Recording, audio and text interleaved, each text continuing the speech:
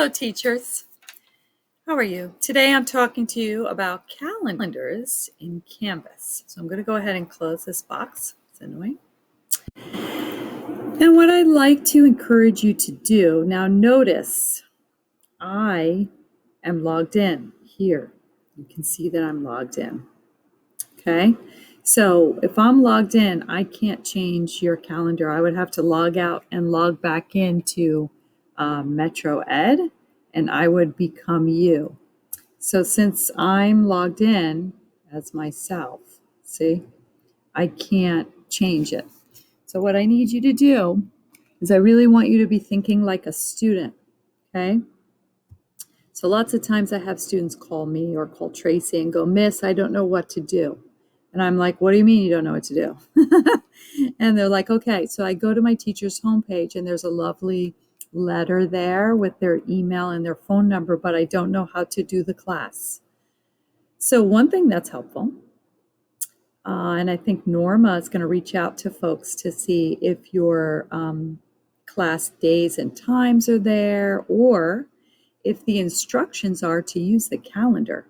That would be a good place, good instructions to have one-liner on your homepage. So why do I say that? Well, one thing is they can have a week or a month or an agenda. And that's really tasty, right?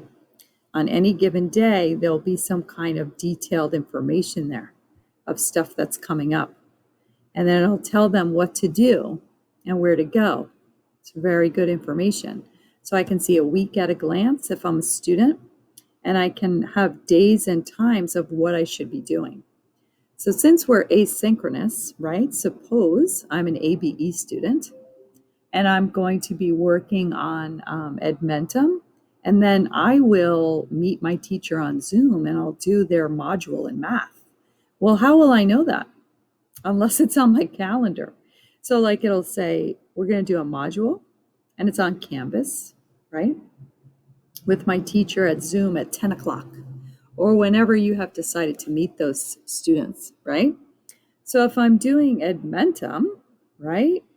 And they can work on those units at any given time, that's fine. If I'm being more specific and I'm going to meet my students on Canvas, then I would say Zoom lesson. And I would be very specific, right? Where I would say 10 a.m. to 11 a.m. So, oops, shouldn't have done, so 11, there you go. So I put it over here, location.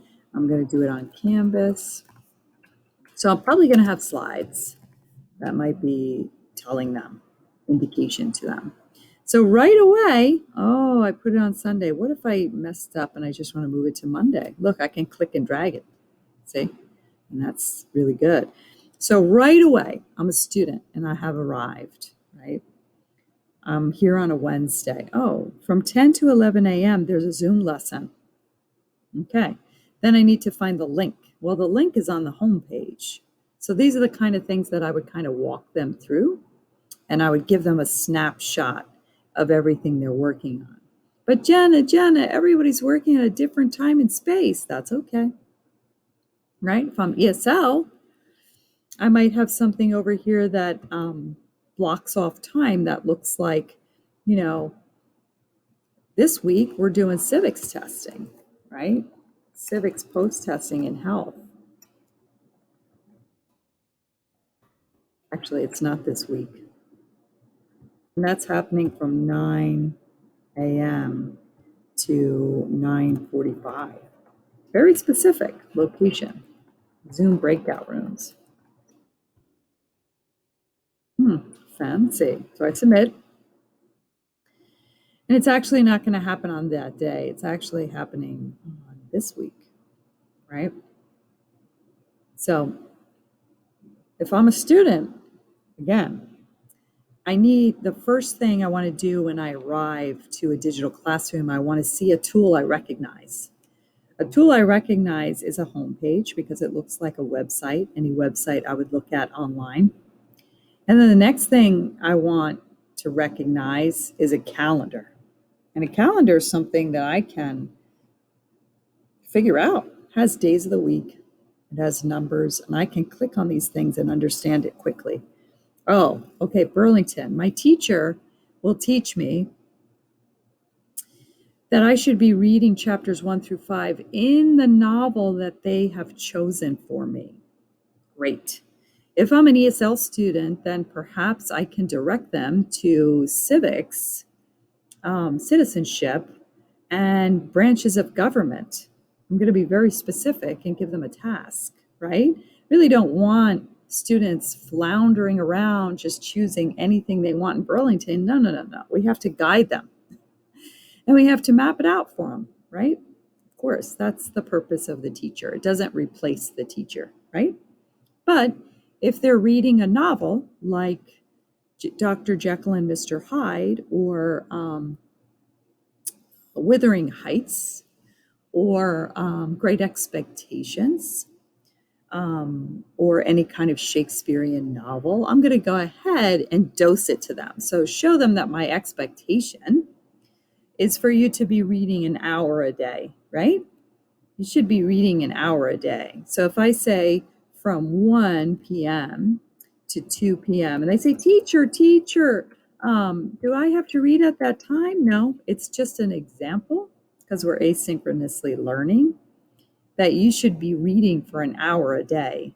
And my expectation is that in an hour, you should be able to read from anywhere from 1 chapter to 5 chapters. Now, when would they know that thing?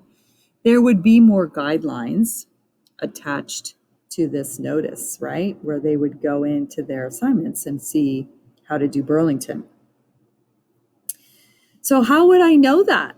Well, one way I would know that is that whatever is living on my calendar, whatever lives here, like if I have ventures here, Burlington here, civics here, there should be some corresponding lesson that if I'm a student, Burlington's on my calendar, Burlington's on my module. I can find the Burlington module because it corresponds. How do I use this? I can go here and I can find a document that tells me to click on the link and how I can get in there. So something I'm seeing teachers do, which is great, is the very first lesson they're using, they are going to, how do I use it? How do I use Edmentum? How do I use Play-Doh? How do I use Canvas? A lot of you are giving orientations. You're giving them a walk around in here. That's fantastic. That's what you should be doing. Another thing I would like to offer up is that I want to minimize here as much as I possibly can the student's view. I really want them to, I want to simplify their life, right? I don't really want to have 17,000 units published. I only really want to, I don't want the student to be scrolling. Oh, here's the one we're doing. No. I really want to be able to simplify this, right? So if I leave this and I go through here and I say, I'm going to take out unit 1. We're now on unit 3, friends and family. So I'm going to unpublish unit 4. I don't want students to see that. I didn't unpublish unit 5. I don't really want them to see that. 6, they don't really need that. It's too much. We don't want them scrolling. We want them to click, find what they need, and come to class. Click, find what they need, and come to class. That's kind of what we need to do. So take those final exams off there. They don't see all that. Okay, daily living. And how do I do that? I go into the first bar. I can leave all of these published. And then if I unpublish and unclick the very first one, they won't see that unit. So if it were me teaching, I would only publish the unit that I'm using that week. Simplify and streamline the visual for the student. if you're giving them visual overload, it's too much, right? So another thing we can simplify is the nav, this nav column. You don't really need the students to see all of those choices. And in the settings, I can go to my nav configuration, nav, short for navigation, my nav here. And all of these things are a lot of words. That's a lot for a student to digest when they're arriving. So I would move all these out of the way. You don't need any of that. We're not going to be doing any of these things. Maybe I'll just dose them, right? Dose them. Anytime I want to start a discussion, anytime I want to do any people, definitely I need to hide that. They don't really need to see everybody in there, right? And I'll keep announcements, so make it really, really basic. Okay, you don't need any of that. So now the only thing I have populated when I'm arriving, remember I have to save. I can bring new features in anytime I want. So I can go to my home page.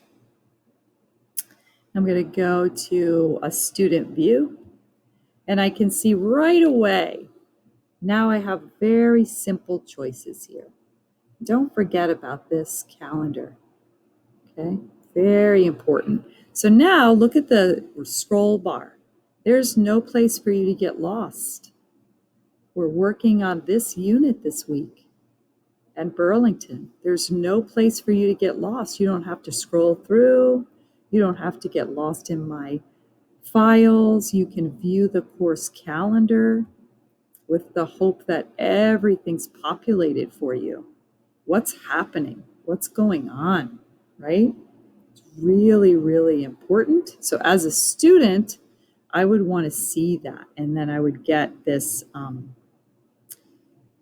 I could change the color of the calendar, and I can have the calendar feed. So this calendar feed, copy the link below and paste it to any calendar app. So they can import this to their Google Calendar. That's how they can see. So every time you change something, they can see it in their Google Calendar. That's attached to their phone. It's attached to their private email. They'll be able to get push notifications. Click to view calendar feed. See? So then this is a little document, and that will open up and it will auto-populate into Outlook if they have Outlook at their house. So I'm not going to do that because I don't want it to do that in Outlook. But what you can do is grab this, copy the link below, and paste it into any calendar app that takes iCal feeds. Any calendar app. Okay, so then they'll be right up to date with their assignments, right? And then they'll be able to see all of these things, the calendar feed. All right, so as far as I am concerned, right, I would really want to see everyone using the calendar. And then if I go to the test student, let's go back to that home page. Let's go back so we can see it. I'm just playing in literacy right now. So if I go to student view and I go to calendar and I go to test student,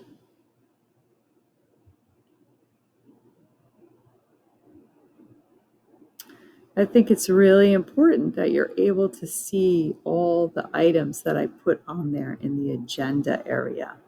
And so if it says that there's no events and you feel like you put events on there, that's a problem.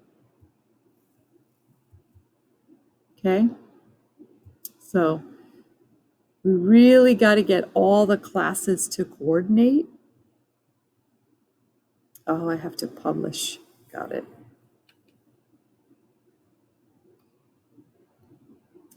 Create new event. Really important. Really, every kind of important thing, okay?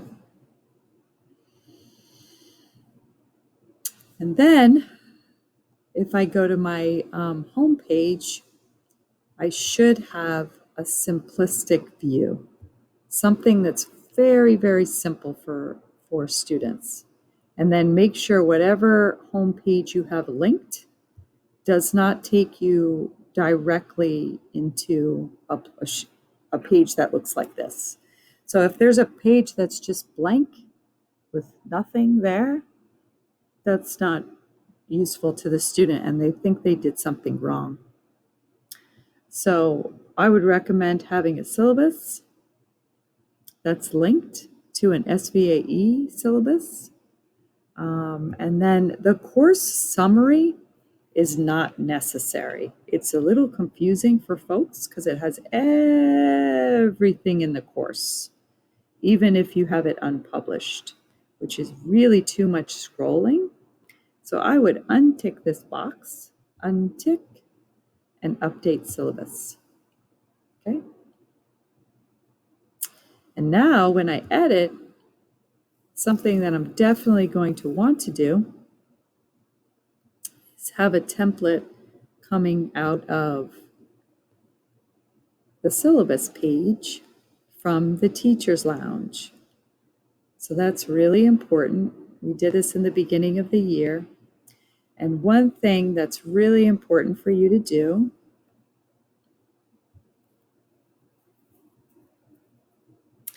is to release the controls on that. Okay. So if I embed it, that's one way to do it, and it'll show up right away. If I link it, that's another way to do it. Okay. So if I embed this, students should be able to see it right away. Okay. Now, how do I know they can see that? How do I know that they can see the whole of it right away? And I can scroll down and see the whole document. Okay. Well, one thing I have to do when I'm in my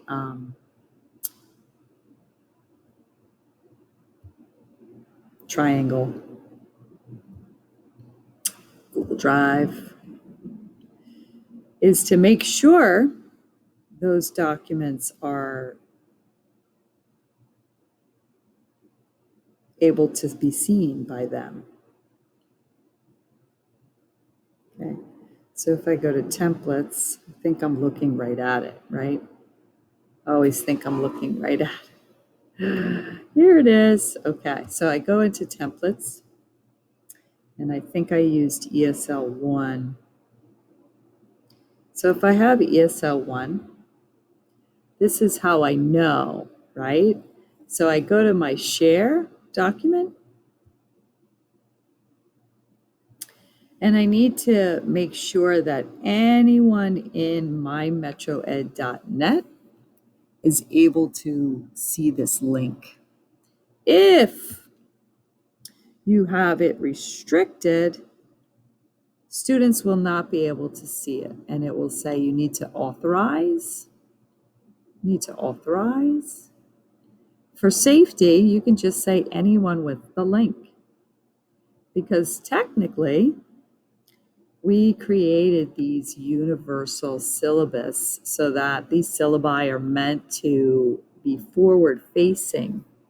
So we really want the slows here. Students will be able to. We want your office number here and your email. And we don't really want folks to change the structure. We want the books, the Burlington, our website, and then our co-ops. And this is forward facing. And then of course the teachers can populate this here, but can anyone in the web see this? Sure, why not? It's not proprietary. It's just how we're doing it, right? So that's what I would do. This is really kind of urgent. So when I look at some of your syllabi buttons, I don't see that. Some of you have, oh, fun. Some of you have a link that says authorize here, or it will be a blank white screen. So that's just something to be aware of and to make sure that we click that when we're editing. So now if I'm a student, I go back to my home page and I look at student view, unable to drop. So right away, look how big this bar is.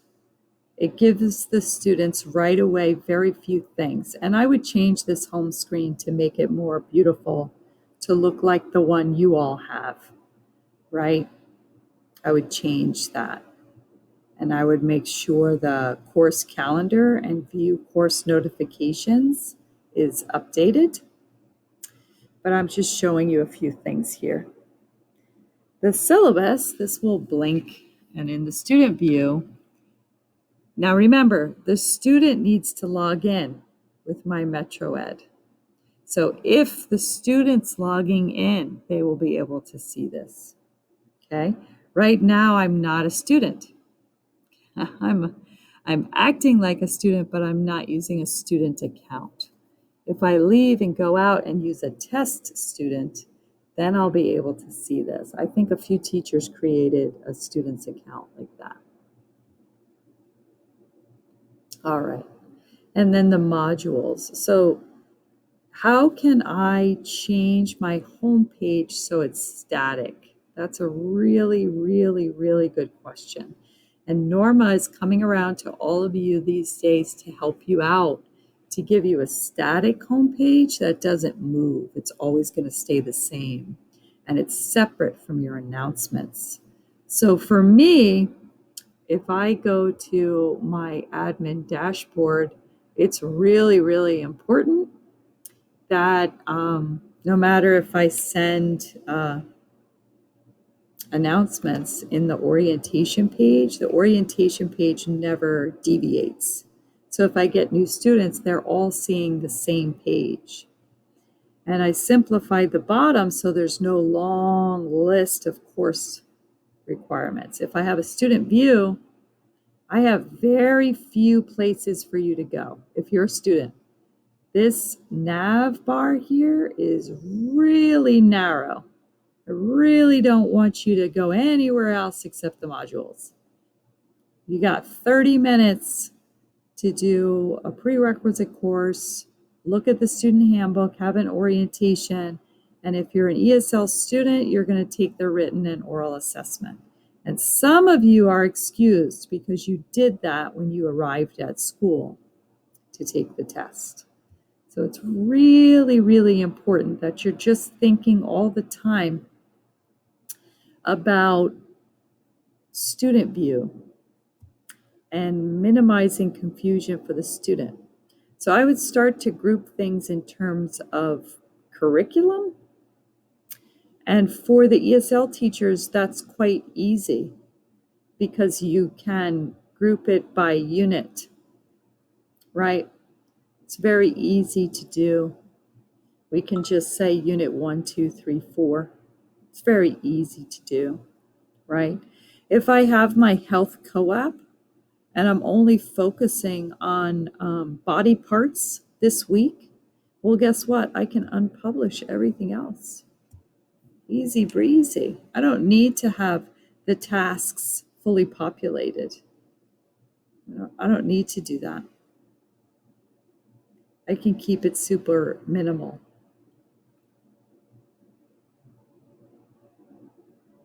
I can unpublish that. And I can look at the student view. So now I'm a teacher, and guess what? The only things we're discussing in my civics class today are body parts and making an appointment. Easy breezy. That's what we got going on. Right? So just keep that in mind. Simplify, simplify, simplify. So you can see all these extra things in the nav. Since this is a sandbox class, it's a tester class that I work on every now and then. That's something that you can be thinking about. You can be thinking about how to keep things simple crisp, clear. If I'm a student and I'm arriving, what's happening this week? Well, let me go to the calendar, see what's happening, right? If I'm having quizzes, if I'm doing a post-testing classes, if school is closed. So if I were you, I can do that myself and go to the calendar and say, I'll leave student view. And I can say the school is closed this week.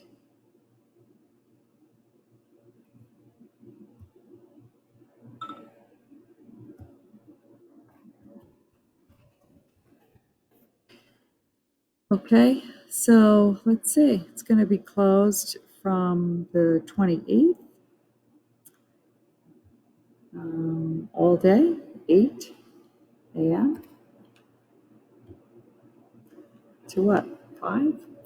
School closed.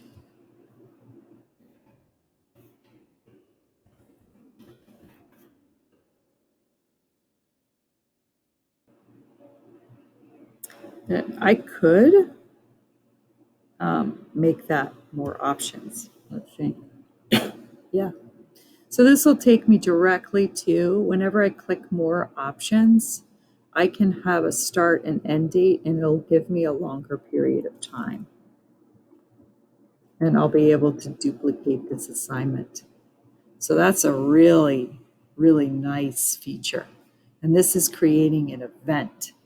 So if, for example, I wanted to put a link on my calendar, like a Burlington link, and I want the students to go to a reader, or if I want them to complete an essay, and I want the essay to go right into my calendar, right?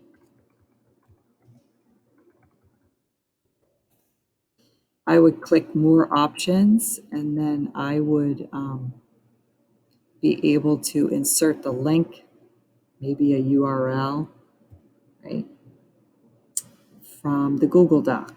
So suppose I have a Google Doc of some assignments.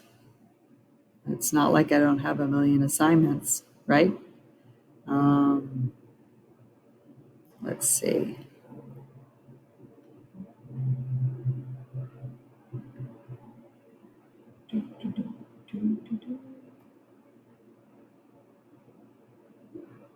How about some training video?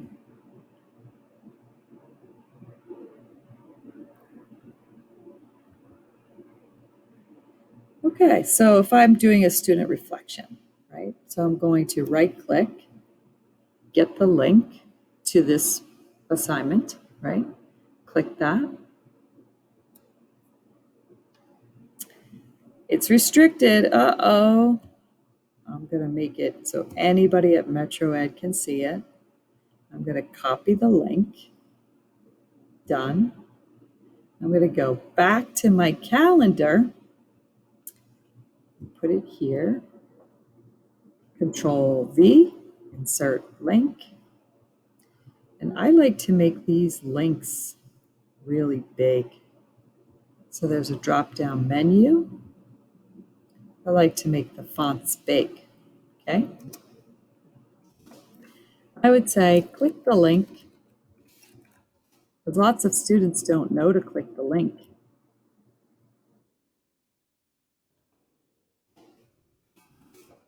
Link above and answer the reflection questions in a Google Doc. Submit on Canvas. Great. So when is this going to be due? Let's check. Location. On Canvas. So it tells them it's not on Edmentum, it's on Canvas. Okay, create the event. Event saved. Now I'm going to go back to my course and look for that essay assignment on the 29th. Let's check it out. So if I click on that, oh, the link of exactly where to go. It's on Canvas. Click the link. It tells me exactly what I need to do every day. If I'm a student, oh, now I see what I have to do. Oh, can you think of a time when you noticed you could speak better? Oh, that's great. I don't know. How am I going to do this? How do I do that? Well, let me go back to the directions.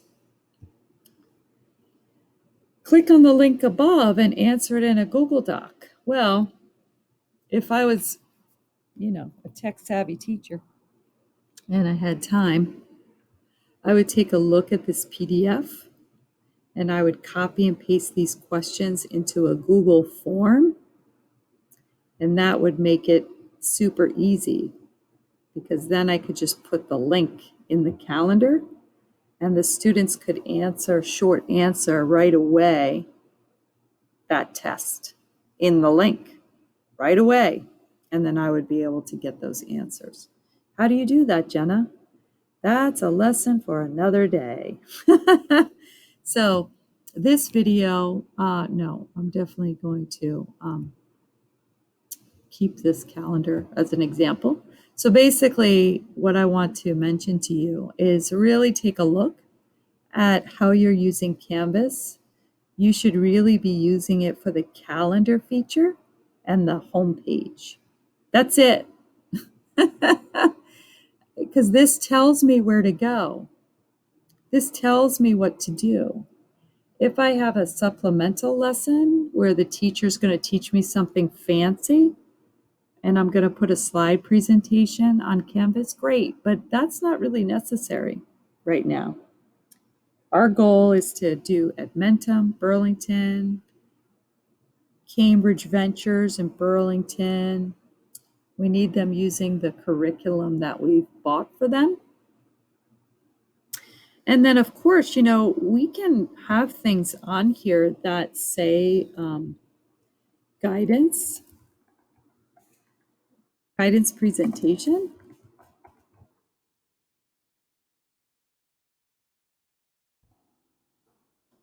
And then, the guidance folks will come in. They'll tell you 9 to 10 a.m. 9, really, they don't need all that amount of time unless they're going to go ahead and bring a guest speaker, right? Like Catholic Charities and stuff like that. So sometimes it'll be online in Zoom. And if there's more things that need attaching, for example, like a flyer, then you want to click more options and then you can attach things, like a flyer where I'll go to my files and then I can upload a new file that someone sent me about how great my life is, choose file. And then I might talk to them about literacy. Happy Literacy Week. Yay. Okay. Upload. Create event. So now I go back to the calendar and I see what's going on. Oh, there's a guidance presentation. Fancy. Where is it? It's online in Zoom. What's it about? Oh, Literacy Week. I misspelled literacy. Good times. So then that will download and I open it. Oh, happy National Adult and Family Literacy Week. Yay, Terry Services. Okay. So I really want everybody to try in October to flesh out the calendar. So I already did this for ESL. Remember, we did a pacing guide. So I keep going back and talking about the pacing guides. That's kind of what I'm looking for, is when I go to your class calendar, can I see what's going on in your calendar? Can I see when the quizzes are? And so these are really important. So if I'm going to link it to something, I click on the box, I create an assignment. I can even create a to-do list for my students, especially if I'm going to do like a Wednesday check-in That's another cool feature of the calendar. So every Wednesday at 9 a.m., what do I want my students to be doing? Hey, read email. Check Canvas, check announcements. Next, I want you to go to the calendar.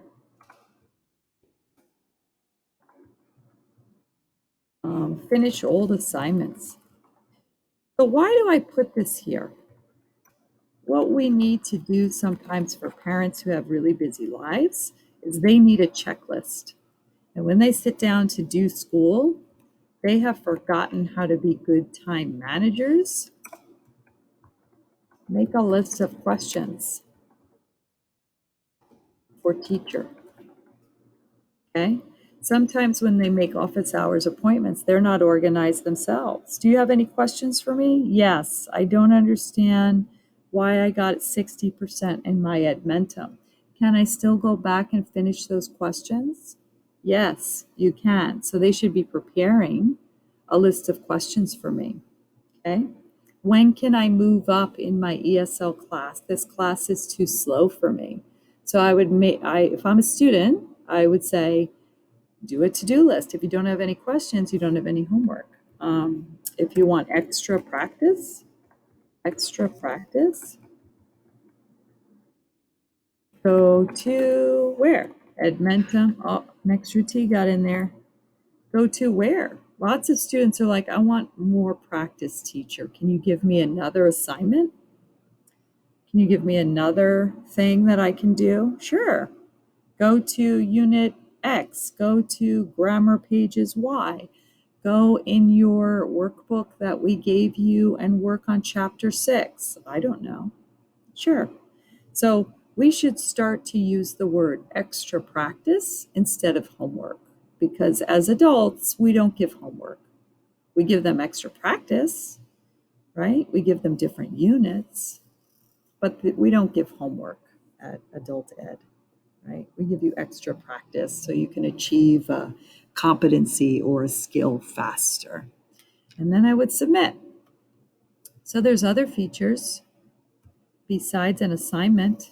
And so if I'm a student and I click on my calendar, I can see right away, oh, what's going on? What should I be doing today? Oh, I got to read my email, check announcements, go to the calendar, finish old assignments.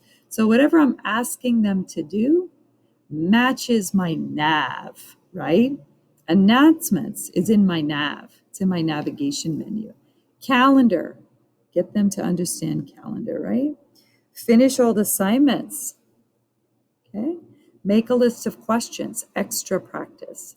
So what some teachers do is they have a module called extra practice. Why not? So whatever words I'm using here, Edmentum, Burlington, Zoom, guidance, that can be the name of a module. Guidance is actually a class. So they should have in their dashboard, they should have a class that says guidance, actually. They'll actually see something that is guidance ready. Let's see. I think I published it already. Yeah. This is just a sandbox. It's a place where I play and put stuff in there. Okay. So, calendar, guys. Have a go with that. Thanks.